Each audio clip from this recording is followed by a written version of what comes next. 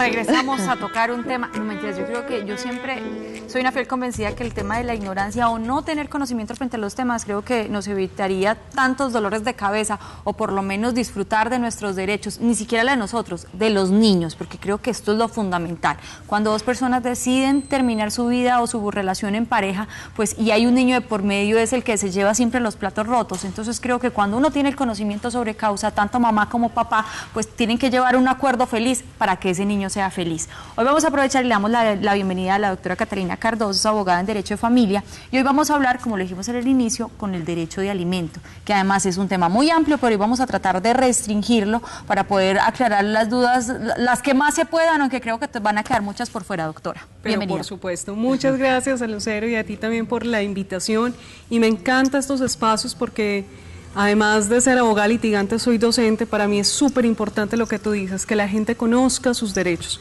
porque si la gente no conoce sus derechos no tiene cómo ejercerlos. Es cierto. Y este tema que afecta tanto a las mujeres como a los hombres, pero principalmente a los niños. Sí, sabe que es nada más actual que este tema. Ayer o antes de ayer leí en la prensa que está en curso un proyecto de ley mediante el cual los padres que estén, digamos, demandados por alimentos no van a poder acceder a créditos. Va a ser como un data créditos de papás irresponsables. Es más o menos como lo que logré entender, cosa que me parece maravilloso, porque hay muchos papás que incluso se hacen desvincular y que les paguen por otro lado con tal de no tener que estar pagando plata porque asumen, no, ya no, me separo de la mujer, pero uno de los hijos no se separa nunca. ¿Qué se entiende por alimentos? Porque no es solamente lo que se come, ¿no? El derecho a alimentos es supremamente amplio, inclusive dentro del derecho de las familias hemos querido reprogramar el nombre, decir más bien un tema de sostenimiento integral, porque cuando uno le dicen alimentos uno se imagina nada más mercado, es decir, comida. El derecho a alimentos incluye, número 1, vivienda, número 2, educación, número 3, salud, número 4, vestuario y número 5, recreación. Todo eso es el derecho a alimentos. Voy con el primero, vivienda. ¿Qué pasa si, o qué porcentaje de la vivienda tiene que cubrir el padre, mamá o papá? ¿Cierto? Hablamos padre en general, mamá o papá.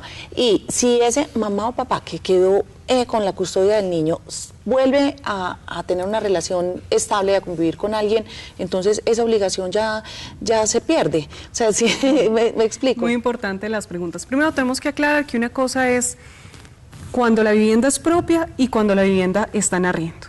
Cuando la vivienda es propia, está a cargo del propietario, predial, administración, que esos son los costos que tiene cualquier propietario, eso no lo tiene que asumir el otro padre. Entonces, en ese sentido, la madre, por ejemplo, si tiene los cuidados personales, no custodia, esta es la palabra más técnica. Cuidados personales. Cuidados personales, porque custodia la tienen los dos. La tienen los dos compartida. Si la madre es la que tiene los cuidados personales, pues significa que el padre no va a tener que pagar estrictamente algo por la casa, por la vivienda. Casa. Entonces no tendría que estar pagando predial, ni administración, ni la cuota financiera, porque eso es un cargo como propietario. Si está en arriendo, sí tendrá que poner un porcentaje. ¿Cuál porcentaje? El número de personas que vivan en la casa. Entonces, por ejemplo, si inicialmente es la mamá con los 2 niños, se divide entre 3. Entre 3, incluso en la parte la parte de ella y los 2 niños. ¿Por qué responde él? Por esos 2 niños. Ok. Y si, por ejemplo, esa mamá vuelve a reconstruir su vida, empieza convivencia con otra persona o se casa, pues entonces ya se dividirá por 4. Y ve por los 2 niños. Y sigue viendo por sus 2 niños, sino que yo les digo a los papás, y lo leí en estos días, qué rica la gente feliz no molesta. Procure que la mamá de su hijo tenga una vivienda propia, porque su cuota de alimentos va a bajar. Y entre más personas vivan, mejor. Más se va. Pero no es solamente el tema de pagar un arrendamiento, incluye servicios públicos. Además, televisión, internet, teléfono. O sea, todo se divide por la cantidad de personas que vivan en esa casa. En la casa, inclusive el servicio doméstico. Ok, listo, perfecto. Bueno, inclusive la administración, todo. La primera era vivienda. No. La administración no. Quien vive allá y quién es el propietario. El propietario se encarga. El segundo, además de vivienda. Bueno, acuérdate que en vivienda entonces incluimos el valor tal cual de la casa si está en arriendo. Correcto. Más servicios, más lo que llamaríamos un claro DirecTV, más la empleada del servicio doméstico full, es decir, su seguridad social, sus prestaciones sociales, su salario, todo esto en porcentaje de las personas que viven y el mercado como tal. Sí. Y nunca olvidemos que en el mercado como tal no solamente los alimentos, sino todo lo que son productos de aseo de la casa y el aseo personal de los niños, porque es que ellos también están necesitando champú, jabón y demás. Doctora, yo quisiera aprovechar, ya que usted está mencionando eso, tengo entendido que, bueno, cuando es custodia compartida, entonces todo se divide entre dos, o sea, mitad papá, mitad mamá. Digamos que pues se debería tener en cuenta como los, no sé si lo que gana cada uno de los dos y que Sí. fuera equitativo para poder tener una cuota. Pero ¿qué pasa en el caso de que la mamá o el papá se queden sin trabajo? O sea, en el momento en que si mamá daba esa mitad que le correspondían todos los derechos y deberes del niño, ¿qué pasa en el momento que ya no esté trabajando? Entonces te voy respondiendo varias cosas. Número uno, por equidad de género, debería ser 50-50 cada uno, pero eso no es justo. Entonces aquí aplicamos una regla del derecho, el que gana más, Paga más. paga más. Sí. Pero cuando decimos gana más, no significa es que tú ganas 10 millones y yo apenas 5, porque es que es el activo líquido. Por decir, el papá sí gana 10 millones, pero además del hijo que tiene conmigo, él también vela por otros 2 hijos y la mamá. Entonces mira que puede ganar más, Pero él gasta más. Pero gasta más.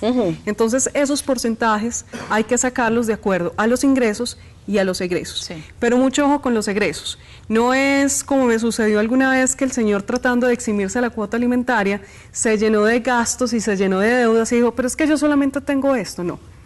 Cuando decimos egreso es lo que él gasta para su sustento vital y para las personas de las cuales él también debe pagar alimentos. Por eso son porcentuales, no es tal cual 50-50, sino que a veces empiezan a jugar 40-60, 70-30. Segunda pregunta, cuando es uno de los padres que queda sin un trabajo, sin un salario, inicialmente lo que ha dicho los conceptos del ICF y la jurisprudencia es que como el tema es de corresponsabilidad, mientras el otro padre encuentra un salario, la madre asume la totalidad por solidaridad, empezando a deberle. Eso no significa que, es que me quedé sin trabajo, entonces usted asuma el 100%. Ella inicialmente lo va a asumir porque si el otro no puede, no tiene.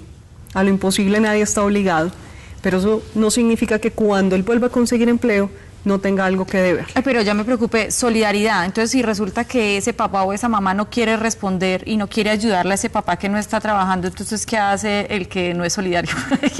El que no es solidario, hay que acudir ante un juez.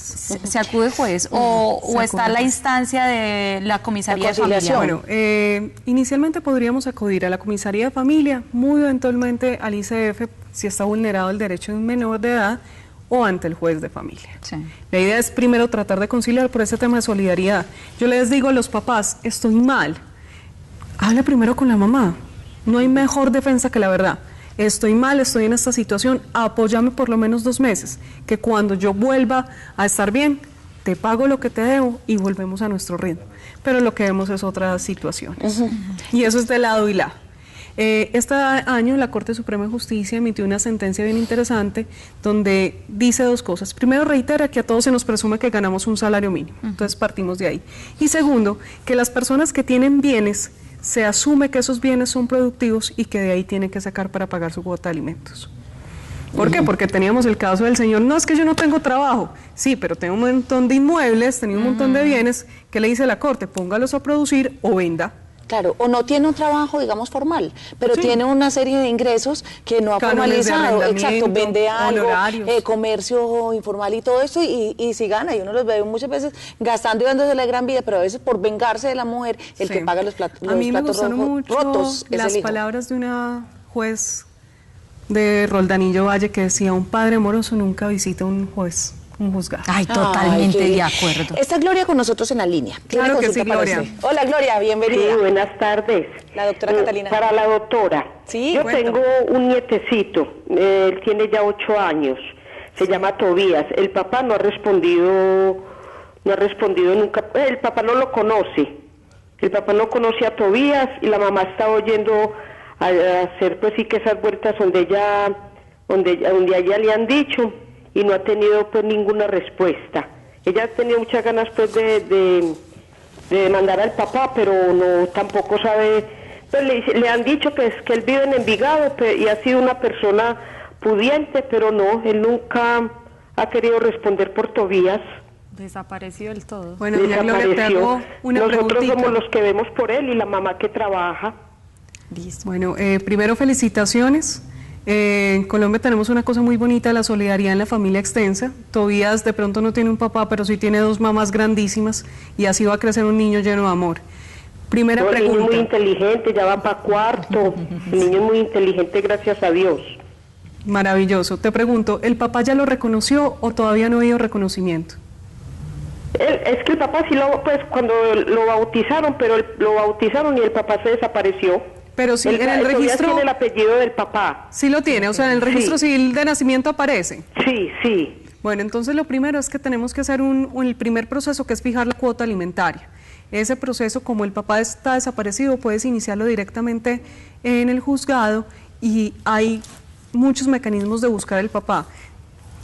Nosotros los abogados tenemos muchas técnicas de buscar las direcciones de las personas. En últimas es buscar en el sistema de seguridad social, en su EPS, donde tiene registrada la dirección, y con eso lo podemos notificar para que se pueda asignar a ese papá que tiene que pagar tanto. Y si ese papá sigue sin pagar, pues está el otro proceso que es muy maluco, porque es el del embargo. Ujú. Pero si hay que hacerlo, hay que hacerlo. Si hay que hacerlo, hay que hacerlo. Sí, pues yo no sé, digo, tampoco hay derecho, no es justo. Lo que dice usted, afortunadamente tiene una familia que se apoyan, están viendo por este niño, pero pues hay cosas que uno dice, sí, no hay derecho. Ahora, si el papá, por ejemplo, simple y llanamente no se quiere desentender del aspecto económico, diciendo que no tiene trabajo, que no tiene cómo, pero quiere ver el niño, y ya hay, digamos, como esa instrucción de que un fin de semana con la mamá, otro con el papá. El hecho de que no cumpla los derechos, digamos, en su cuota alimenticia, entonces le resta los derechos de ver al niño también. No. O la mamá está obligada a que vea al papá de todas Sí, maneras. porque es que el derecho de compartir, que es el que vulgarmente hemos conocido como derecho de visitas, no es solamente un derecho del papá, es un derecho del Menor. niño. Y son derechos, aunque por cada derecho yo tengo un deber, entonces yo podría decir, si él no cumple su deber, ¿cómo va a pedir el ejercicio de su derecho? Finalmente es el derecho de ¿quién? De un niño. Y no lo podemos presionar diciéndole hasta que no pagues, no veas el niño, porque se vuelve una estrategia de manipulación. Lo que pasa es que si ya están fijadas estos derechos de compartir o de citas, la mamá por supuesto que tiene que permitir, porque si no está incurriendo en cosas muy graves, inclusive a nivel de delito. Se llama, eso es un delito, entonces es un papá que puede llamar a infancia y adolescencia, a la policía de infancia y adolescencia, que puede ir a comisaría, que puede ir al ICF, inclusive a la fiscalía. Lo que sí es cierto es que si ese padre inicia esas acciones, lo primero que le va a decir el comisario, el defensor de familia, es eso. Quien no ha cumplido no tiene derecho a exigir. Y es lo primero que le va a decir, póngase al día de esto. Y podrá pedir que nosotros obliguemos a esa mamá. No, este tema está muy interesante. Sí, La y doctora que Catalina faltando. habla muy bueno, ¿cierto? Nos tiene a todos como así. Es primera vez que viene, pero vamos a tener que Todas las repetir la veces que visita. quieran.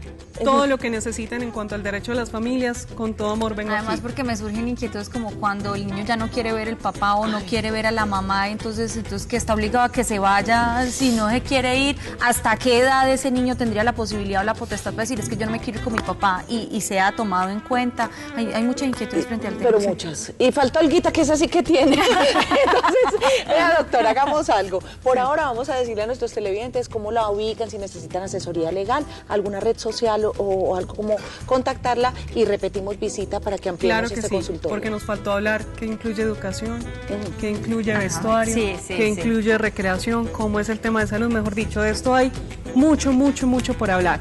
Bueno, a mí me pueden encontrar en el teléfono y WhatsApp 300-653-8278, pero también me pueden ubicar a través del correo electrónico catalinacardoso, con Z, no se les olvide, @gmail.com. Pero sobre todo me pueden ubicar, y de una vez aprovecho, a través del grupo y la comunidad académica de Facebook, que nos llamamos Wikilawyers. Somos hoy 14.000 abogados de todas las especialidades, de todas las regiones, con mucha solidaridad y con mucho amor por nuestra carrera, a disposición de ayudarlos a todos ustedes. Bueno, doctor, usted déjeme por aquí su tarjetita, por favor. Gracias, doctora. Creo Gracias que por Y por acompañarnos. supuesto, en cualquier consultorio jurídico, en las universidades en donde estoy vinculada, los estamos recibiendo, en la Universidad Autónoma Latinoamericana, en la Universidad de AFIT y en mi casa, por supuesto, en la Universidad de Medellín. Los esperamos para aquellas personas que no tienen recursos, ahí están nuestros estudiantes para apoyarlos. Tiene que volver, sí o sí. Muchas gracias, doctora Muchas Catalina. gracias a ustedes. Gracias por estar con nosotros. Avance.